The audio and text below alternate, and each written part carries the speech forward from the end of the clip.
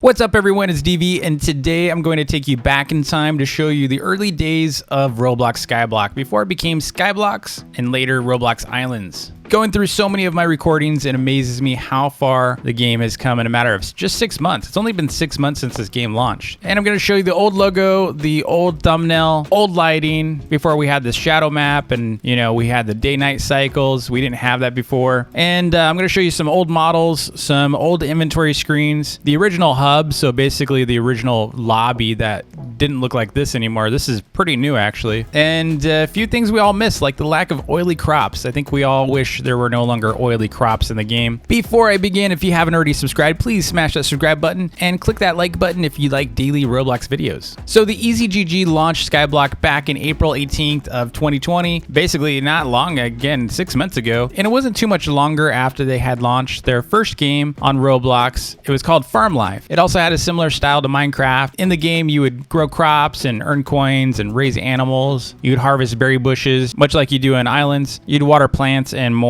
So they eventually had to rename the game from Skyblock, Roblox to Skyblox, which basically just changed it from Skyblock to sounding like it was plural, right? Skyblocks, even though it was with an X. It still sounded like Skyblock. And because of that, they had to name the game something completely different because it was just still too close. So they eventually settled on Roblox Islands. So here's a game icon back when they introduced Buffalo Island in the original game thumbnail. And it just had a little portal and a ton of trees. Their thumbnails started evolving later. Now, I started playing the game on May 4th, so it was about 2 weeks after they launched, or so, maybe 3 weeks after they launched. And at first I was hesitant, what to expect, because it reminded me a lot of Booga Booga. And I had tried out Booga Booga and I just wasn't really into it at the time. Find 5 sticks and 2 rocks and, make your campfire that way. It wasn't like that. It had some similarities, but it just wasn't Booga Booga. But I quickly fell in love with this amazing game and gameplay of Islands or Skyblock. My first video was about making the tallest tower in the game, which resulted in me breaking my farm. So I essentially, I think I broke the block limit, or I was able to break out of the boundary. And then I had to reach out to the game team, and that's when I met Luke, also known as Snicktrix, and he eventually helped me out and made sure I could actually load the game. Now, the early days of Islands or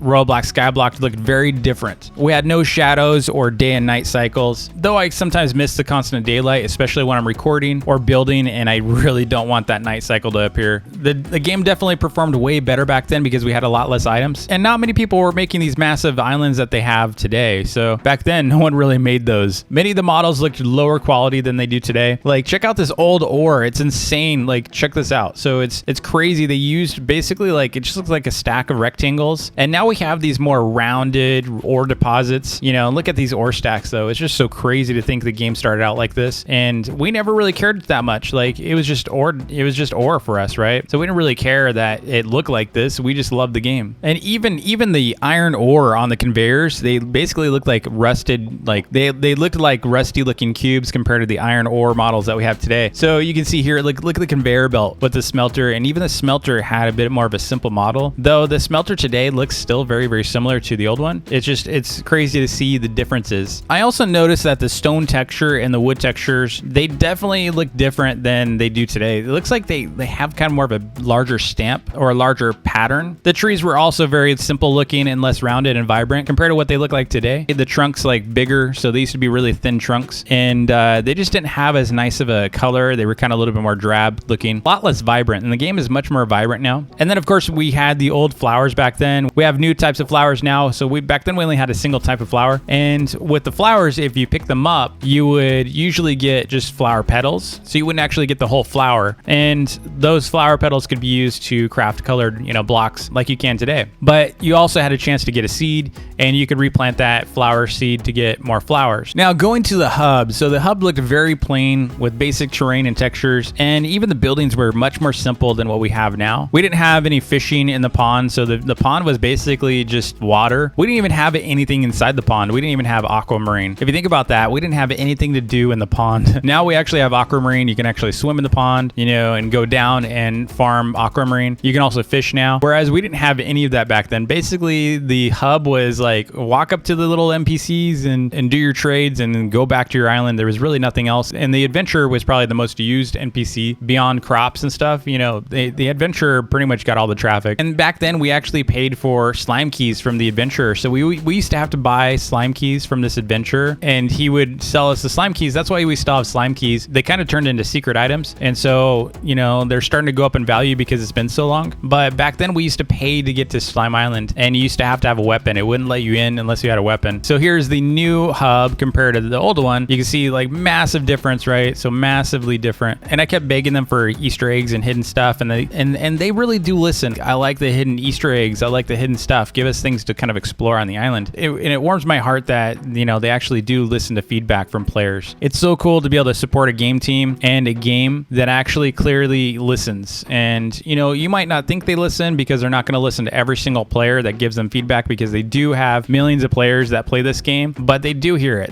They do listen. I know they're on the Discord looking at messages and stuff, because often I'll send them stuff and they'll be like, oh yeah, we know about that. Or I'll mention some feedback and they're like, yeah, we know. So the early gameplay very much focused on farming, and we would celebrate making a few million coins overnight by selling our onions. I remember being like, dude, I got like 30,000 onions last night, and I would go to the vendor and sell them. And back then it was much easier to auto farm because we didn't have oily crops, and we only needed totems and conveyors, much like we currently have with starfruit. So starfruit doesn't actually have oily crops, even though they're inside the oily crops vendor, which I never understood why they were in there, because there's no such thing as oily starfruit currently in the game, but you could clearly tell that they planned on having it. So, you know, they have it inside the vendor, so they must have planned it at one point. And I would spend endless hours experimenting with auto farms. So back then it was so much fun because there was so much to do with conveyors and things. Now, trading was done via chest back then because we also didn't have vending machines. So in order to be able to trade, you essentially had to invite people to your island. You had to drop a chest, give them build access, which is even more scary. And you were most likely to get scammed because people were scamming a lot back then. People were scamming so much. So trading was done via chests only, since we had no vending machines. And so players were getting scammed left and right because they were given build permissions to others, and there was no real way to go first, right? So someone would invite you to their island, they'd drop a chest, they'd give you build permissions, you start dropping the items or money, and then they'd kick you. And that still happens today for people that are just not really knowing what they're doing, and they're giving players build access, which they shouldn't be doing. And a lot of players still get scammed today, but it was worse back then. So surprisingly, it was worse back then. And then they eventually added the vending machines, which were really cool because it gave us more of a passive way of selling. So we didn't actually have to be like so actively engaged with trading.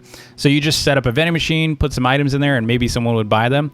Versus back then, you had to negotiate directly and say, would you like this? And they would say yes, and then you'd have to do like a handshake, right? A direct.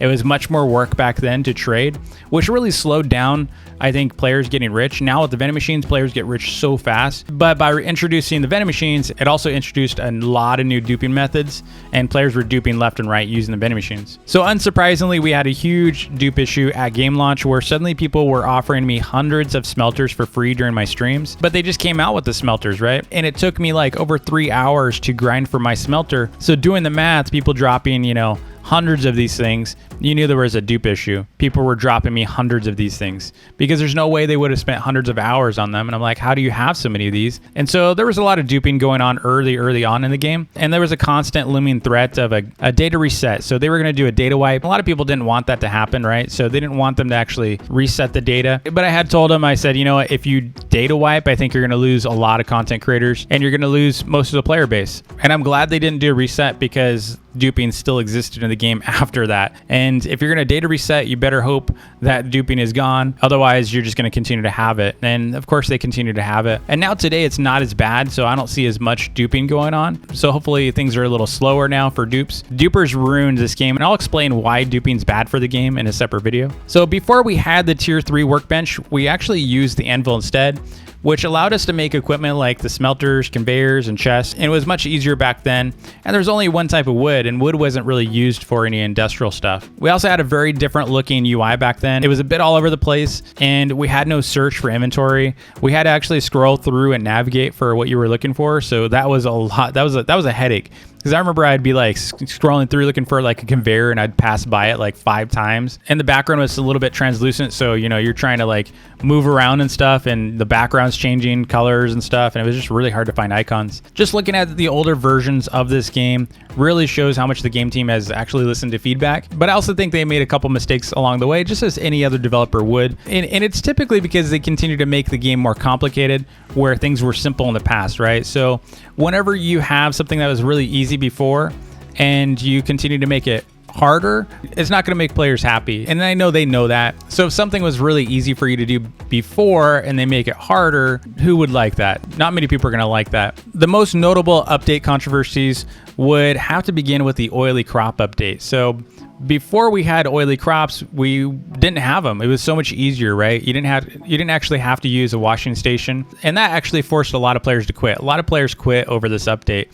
I remember them raging. They're like, revert the update. And this is when the game's rating tanked majorly. I remember refreshing the game rating page and just seeing the dislikes just skyrocket. And I was looking at the analytics tools and I was like, man, how much is this affecting the game? And the game's population dropped. And the main issue was, they made it more complicated. And all these auto farms that everyone spent endless hours building, were pretty much broken. So I had to quickly come up with a video and design that would allow them to patch. So, for me, it's great because it gives me something to do because I was kind of getting bored. So by them introducing oily crops, it gave me something to do with new auto farms, which is great. And I think it's pretty obvious why they didn't like it. It made things more complicated and it made it slower for you to make coins. And ever since that update, I have to say, crops have never been the same. Crops have never been the same since that update. There's no real reason to ever farm right now. So there's no reason to ever really do any crops. So they basically broke the crop system by doing this oily update. And the second big one was the factory update. And the main issue with the factory update is it was already hard for people to get smelters.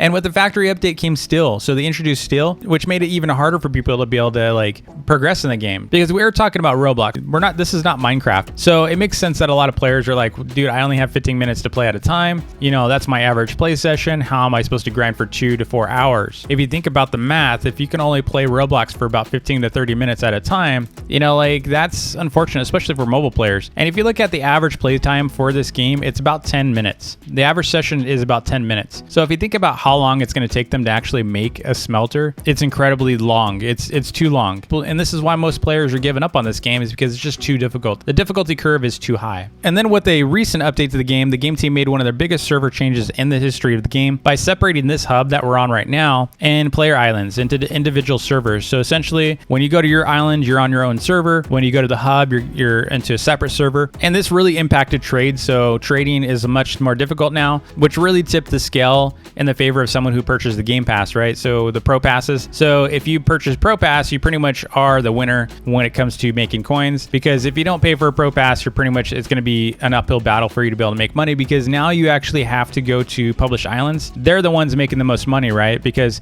you're going to sell your stuff for really, really cheap and you're going to pay their market rates. It's completely unbalanced from a standpoint of pay to win, because someone that doesn't pay cannot make the same amount of coins as someone that does. That's just the reality of it, no matter how you paint the picture. And as a pro pass player, I want to say that, it is a great investment. So I feel like there's some big changes that the game needs to make from a marketplace standpoint, and I'll go into more of that in a future video. But the good news is today, the future is bright for islands, and I'm sure we're going to see PvP at some point soon. We've been talking about PvP for a while now. I'm hoping we're going to see some improvements to trading. I think that's the next piece that we really need to push for. I hope there's going to be some improvements for scam prevention. I've also been requesting badges for months, so hopefully we're going to start getting some badges to grind. But the good news is that I know the feedback that we're giving is not falling on deaf ears, and not all of us are going to like the upcoming updates, because we all have a reason why we play this game. We all have different reasons what we love about the game. So I'm sure I'm going to be making part 2 of this video probably within the next 6 months to show, where the game is at. So I hope you enjoyed the journey into the past of Roblox Skyblock, now named Islands. If you did, please hit that like button, and a reminder to subscribe if you haven't already, and I will see you all tomorrow. Peace.